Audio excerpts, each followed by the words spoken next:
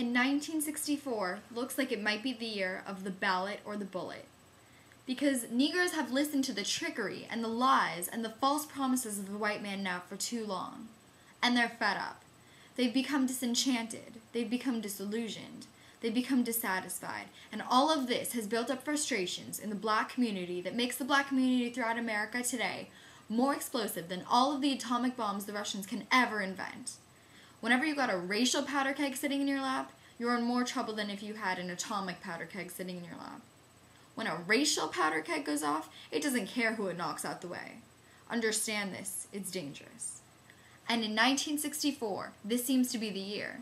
Because what can the white man use now to fool us after he put down that march on Washington? And you see all through that now. He tricked you. Had you marching down to Washington.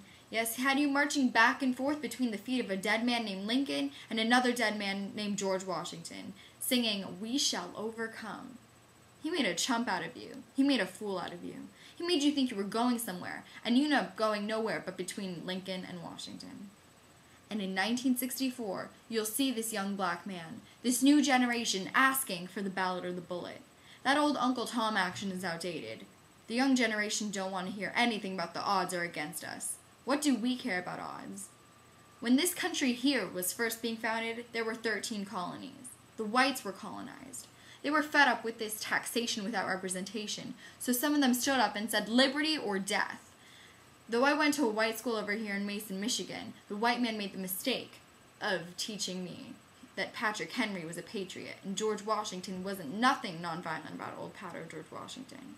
He made the mistake of letting me read his history books. Liberty or death was what brought about the freedom of whites in this country from the English.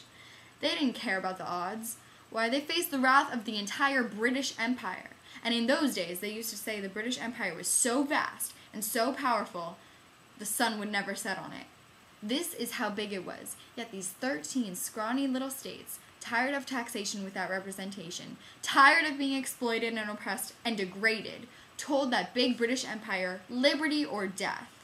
And here, you have 22 million Afro-American black people today catching more hell than Patrick Henry ever saw. I'm here to tell you, in case you don't know it, that you got a new generation of black people in this country who don't care anything whatsoever about odds. Why does this loom to be such an explosive political year?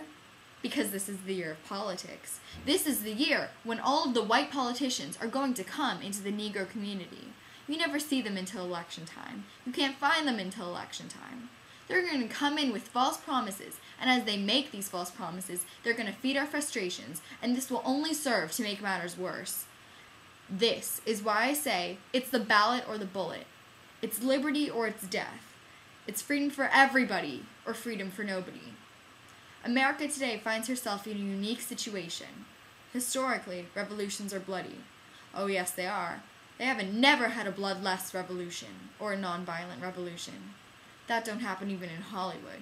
You don't have a revolution in which you love your enemy, and you don't have a revolution in which you are begging the system of exploitation to integrate yourself into it.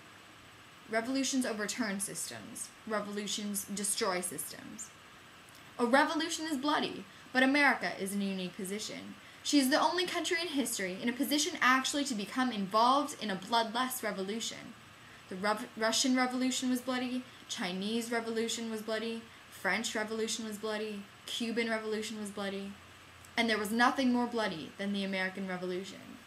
But today, this country can become involved in a revolution that won't take bloodshed. All she's got to do is give the black man in this country everything that's due him. Everything.